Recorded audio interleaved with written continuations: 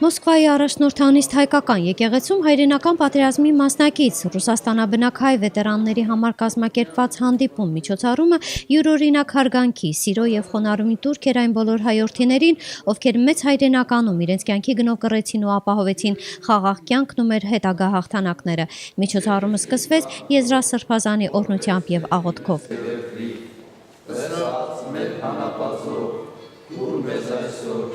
Եթե չլինեին մեր այդ հերոս զավակները, որոնց հիշատակի առաջ մենք խոնարհվում ենք, որոնց հոգիների համար մենք աղոթք ենք բարձրացնում և հայցում երկնային կյանքում նրանց խաղաղություն, իսկ ապրողներին մեր խոնարհումն ու հարգանքն ենք բերում, որ ապահովեցին, պահպանել այն ժառանգությունը, այն արժանապատվությունը, այն նվիրական արժեքները, ինչը հայրենիքն է, ինչը մեր սրբություններն են, և դա պաշտպանեցին կյանքի գնով, մերժեցին այն կործանարար ուժին, որի անունը ֆաշիզմ է, որ ժողովուրդները անկախ ազգային խտրականությունից, այնքան կրոնական տարբերություններից ապրեն համերաշխ, փոխադարձ հասկացողության մեջ,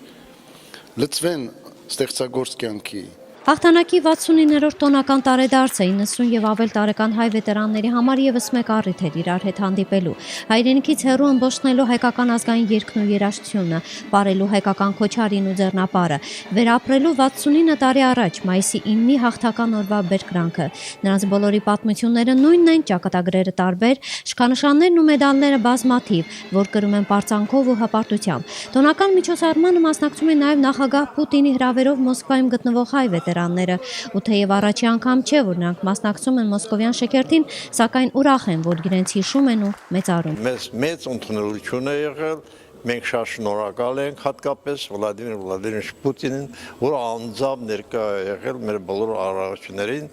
եւ վերջապես ցանկանում ենք, որպեսզի հաջորդ 70 տարին բոլորս դիմավորենք մեզ առողջ։ 103-ամյա վետերան Բորիս Սիմոնյանը կռվել այնտեղ, որտեղ այսօր էլ նորից կռիվ է գնում ուկրաինական ճակատում։ Նա հպարտորեն ցույց է տալիս պատերազմական տարիների նկարներն ու մանրամասնում. «Ես հպարտ եմ մեր ընդհանուր հաղթանակով»։ Պարծենում եմ այդ հաղթանակներն, որ մեր հայը ամենափոքր ազգը սովետական կազմում,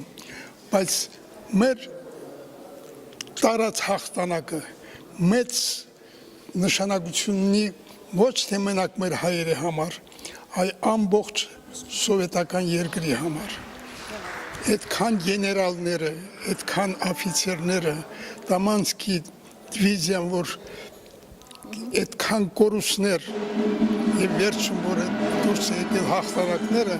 ես պարծենում եմ դրանով։ Լեհաստանի, Ուկրաինայի, Հունգարիայի, Չեխոսլովակիայի պատերազմական գործողություններին ու հաղթանակին մասնակցած հայուհին 18 տարեկան էր, երբ գնաց կռվելու, 2 անգամ վիրավորվել է, սակայն շարունակել է կռիվը մինչև հաղթական ավարտ։ Նրա, ինչպես եւ բոլոր վետերանների համար, տարիների հեռվից առավել նշանակալից է դառնում հաղթանակի կարևորությունը։ Մայիսի 9-ը ամենաերջանիկ օրն է մեզ համար, ասում են վետերաններն ու բարձրացնում բաժակները հաղթանակի, խաղաղության, հայ-ռուսական բարեկամության համար։ Ինչքան հերո են գնում պատերազմի վերջից, այնքան ավելի նշանակալից է պատերազմը։ Բավականի մեծ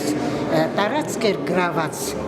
գերմանացիների կողմից, բայց մենք կարողացանք ազատել հայրենիքը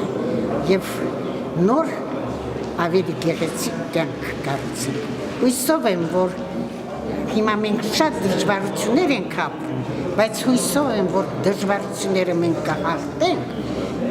և հաղաղ պայմաններում լավ կյանք ստեղծենք։ Շատ շնորհակալ։ Սուսաննա Հովհաննիսյան, Արթուր Հախինյան, Մոսկվա, Էպիկենտրոն։